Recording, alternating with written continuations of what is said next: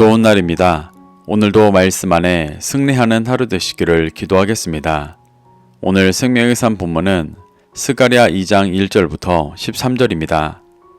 오늘 본문에서는 측량줄을 잡은 사람의 형상이 나옵니다.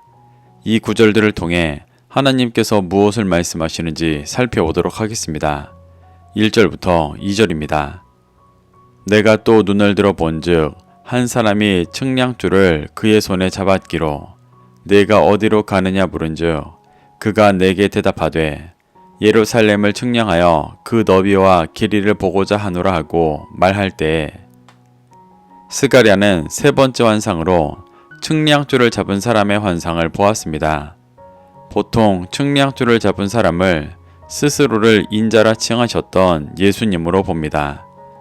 이 측량하는 사람은 스가랴의 물음에 예루살렘을 측량하여 너비와 길이를 보고자 한다고 말했습니다.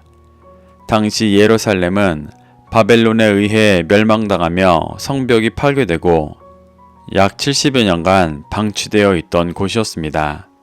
그렇기 때문에 환상 가운데 예수님께서 예루살렘을 측량하신다는 것은 무너진 예루살렘을 회복하시고 거룩한 제사장 나라를 회복하신다는 의미가 내포되어 있는 것이었습니다. 3절부터 5절입니다. 내게 말하는 천사가 나가고 다른 천사가 나와서 그를 맞으며 이르되 너는 달려가서 그 소년에게 말하여 이르기를 예루살렘은 그 가운데 사람과 가축이 많으므로 성곽 없는 성읍이 될 것이라 하라. 여호와의 말씀에 내가 불로 둘러싼 성곽이 되며 그 가운데에서 영광이 되리라. 3절에서 말하는 내게 말하는 천사는 1장 9절부터 나왔던 스가랴에게 환상을 설명해 주는 천사입니다. 다른 천사가 내게 말하는 천사를 맞이하여 스가랴에게 가서 말하라며 메시지를 전달했습니다. 여기서 스가랴를 소년이라고 표현하는데 이는 스가랴가 천사들에 비해 아직 영적으로 어린 자였기 때문이었습니다. 다른 천사는 내게 말하는 천사에게 예루살렘은 그 가운데 사람과 가축이 많으므로 성곽 없는 성읍이 될 것이라고 전하게 하였습니다. 사람과 가축이 많다는 것은 예루살렘이 멸망당한 후 황폐해져 있던 현실과 다른 모습이었습니다. 그런 예루살렘에 사람과 가축이 많아진다는 것은 예루살렘의 영적인 기능이 회복되는 것을 보여주는 것입니다. 예루살렘은 성전이 있는 곳으로 성전을 중심으로 살아가던 곳입니다. 그렇기 때문에 그곳에 사람이 많다는 것은 제사를 드리고 섬기는 자가 많다는 의미이고 가축이 많다는 것은 제사를 드리기 위한 제물들이 많다는 것을 의미합니다. 이는 과거 다윗과 솔로몬 때와 같이 하나님께서 임재하시고 그 말씀이 통치하시는 성전이 회복되어 많은 사람이 그곳에서 구원의 길을 쫓게 될 것이라는 말이었습니다. 그런데 그 회복될 성읍을 성곽 없는 성읍이라고 표현합니다. 이것을 표면적으로 보면 황폐했던 그 땅에 바벨론의 포로에서 돌아오는 백성들이 많아진다는 것으로 보기도 합니다. 이는 성벽을 무너뜨려야 할 정도로 번성하여 사람이 많아지는 부흥이 이루어질 것이라는 해석입니다. 하지만 이는 영적으로 하나님께서 중간에 막힌 담을 허무시고 돌아온 이스라엘과 이방 모두를 구원하실 것이라는 의미입니다. 사도 바울은 에베소서 2장 14절부터 15절에서 예수님께서 십자가를 지심으로 이스라엘과 이방의 막힌 담을 허무시고 한 세 사람을 이루어 화평하게 하셨다고 고백합니다. 스가랴 후반부에서는 메시아에 대한 예언을 하며 이스라엘과 이방 모두를 구원하실 메시아를 보여줍니다. 성곽 없는 성읍이라는 표현 또한 이러한 온전한 회복이 새 예루살렘 안에 일어날 것을 예언하는 것입니다.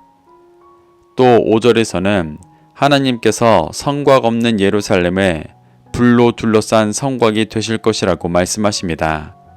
이는 거룩하신 성령의 불로 예루살렘을 둘러싸신다는 말씀으로 진리로 이 땅의 어두움과의 경계를 만드시고 온전한 예루살렘을 세워가실 것을 말씀하시는 것입니다. 이 모습은 창세기 3장 24절에서 에덴을 보호하는 두루 도는 불칼과 같이 하나님께서 임재하시고 한 세 사람이 거하는 예루살렘을 보호하실 것을 말씀하시는 것입니다. 이렇게 스가랴가 보고 있는 성곽이 없는 성읍, 불로 둘러싼 성곽은 본질적으로 예수 그리스도를 의미합니다. 요한계시록 21장 22절에서는 새 예루살렘 성을 전능하신 이와 및 어린 양이라고 말하고 있습니다. 스가랴는 예루살렘이 결국 하나님의 진리가 통치하시는 예수님이라는 완전한 성전으로 회복되어지는 것을 보고 있는 것입니다. 6절부터 7절입니다. 오호라 너희는 북방 땅에서 도피할지어다. 여호와의 말씀이니라. 이는 내가 너희를 하늘 사방의 바람같이 흩어지게 하였음이니라. 여호와의 말씀이니라. 바벨론 성에 거주하는 시온아 이제 너는 피할지니라. 앞서 온전한 새 예루살렘을 측량하시고 세우실 것을 본 후 이스라엘이 북방 땅에서 도피할 것이라는 메시지를 듣습니다. 여기서 북방 땅은 이스라엘이 멸망당하고 끌려갔던 아수르와 바벨론입니다. 이곳은 죄로 인한 환란을 의미하는 곳입니다. 그래서 이곳에서 도피한다는 것은 죄에서 벗어나 진리로 돌아오는 것을 말하는 것입니다. 그리고 여호와의 말씀에 이스라엘을 하늘 사방의 바람같이 흩어지게 하셨다고 말씀하십니다. 이 말은 얼핏 보면 이스라엘을 북방 땅에서 건져 또 사방으로 흩으실 것이라는 말처럼 보입니다. 하지만 이는 북방 땅이라는 환란에서 빠져나와 새 생명을 얻게 되는 것을 말하는 것입니다. 6절 중반에 나오는 사방의 바람의 원어는 루아흐 아르바인데 이는 에스겔 37장 9절에서 사방이라고 번역되어 사용되었습니다. 이 에스겔 9절에서는 하나님께서 생기가 사방으로부터 와서 죽음을 당한 자에게 불어넣어 살아나게 하셨다고 말하고 있습니다. 스가랴가 보고 있는 사방의 바람같이 흩어진다는 것도 바벨론에서 영적으로 죽어있는 자들에게 하나님의 생기가 사방에서 불어져 육신을 완전히 깨트리고 그 영을 새롭게 하신다는 것을 말하는 것입니다. 그래서 바벨론 성에 거주하는 시온, 즉 거룩한 예루살렘이 북방 땅에서 피해 하나님의 생기를 받고 진정한 새 예루살렘으로 거듭나게 될 것을 말하는 것입니다. 8절부터 9절입니다. 만군의 여호와께서 이같이 말씀하시되 영광을 위하여 나를 너희를 노략한 여러 나라로 보내셨나니 너희를 범하는 자는 그의 눈동자를 범하는 것이라.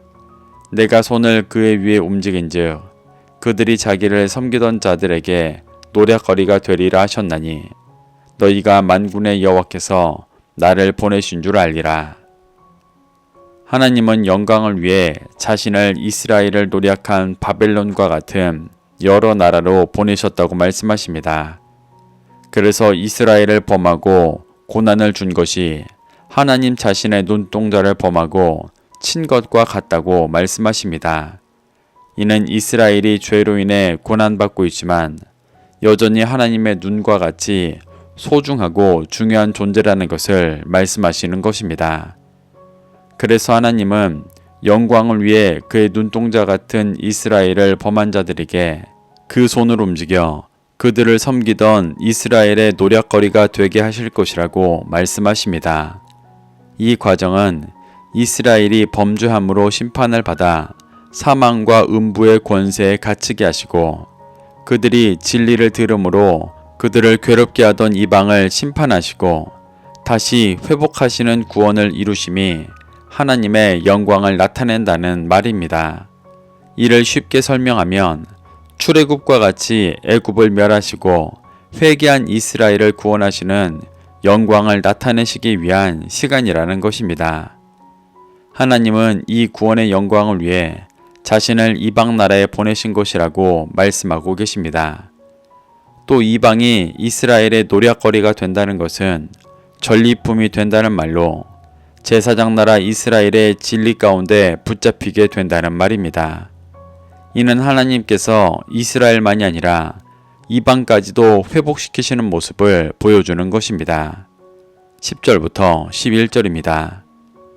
여호와의 말씀에 시온에 따라 노래하고 기뻐하라. 이는 내가 와서 네 가운데에 머물 것임이라. 그날에 많은 나라가 여호와께 속하여 내 백성이 될 것이요 나는 네 가운데 머물리라.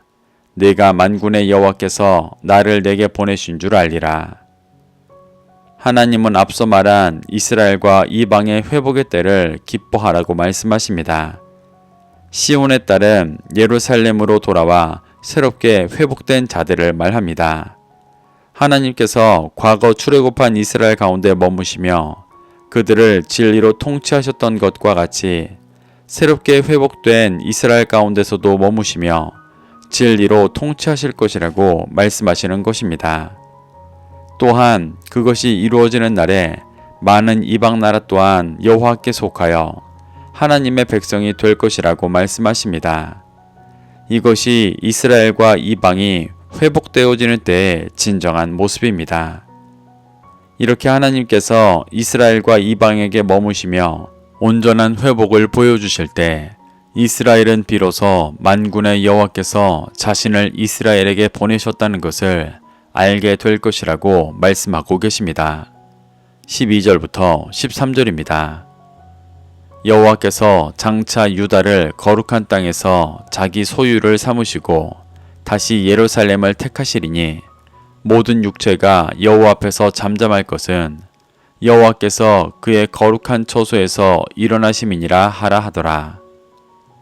하나님은 장차 회복된 유다를 거룩한 땅에서 자기 소유를 삼으시고 다시 예루살렘을 택하실 것이라고 말씀하십니다.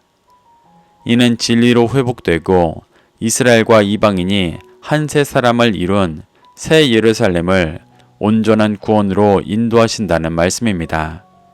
그래서 이제 하나님께서 그의 거룩한 처소 새 예루살렘에서 일어나셔서 열방에 진리의 빛을 비추실 때 모든 육체가 하나님 앞에 자신의 육신의 소욕을 드러내며 시끄럽게 떠드는 것이 아니라 잠잠하여지고 그의 구원을 깨닫게 될 것이라고 말하고 있습니다. 이렇게 하나님은 스가랴에게 세 번째 환상으로 측량줄 잡은 사람을 보여주시며 진리의 성령님께서 임재하시고 통치하시는 새 예루살렘을 회복하실 것과 이스라엘과 이방 모두를 구원하실 것을 보여주고 계십니다. 우리도 이러한 하나님의 역사하심 속에서 교훈받아 하나님을 믿고 있지만 세상살이에 쫓기고 육신의 소욕에 미혹되어 마음의 성전이 황폐해져 있다면 회개하고 돌이켜 하나님께서 회복시켜 주시는 진정한 성전으로 세워지게 되기를 소망합니다. 그래서 막힌 담이 허물어지고 이스라엘과 이방 모두를 구원하시는 은혜 가운데 나아가게 되시기를 축복합니다. 오늘도 말씀을 심령에 새겨 승리하는 하루 되시기를 기도하겠습니다.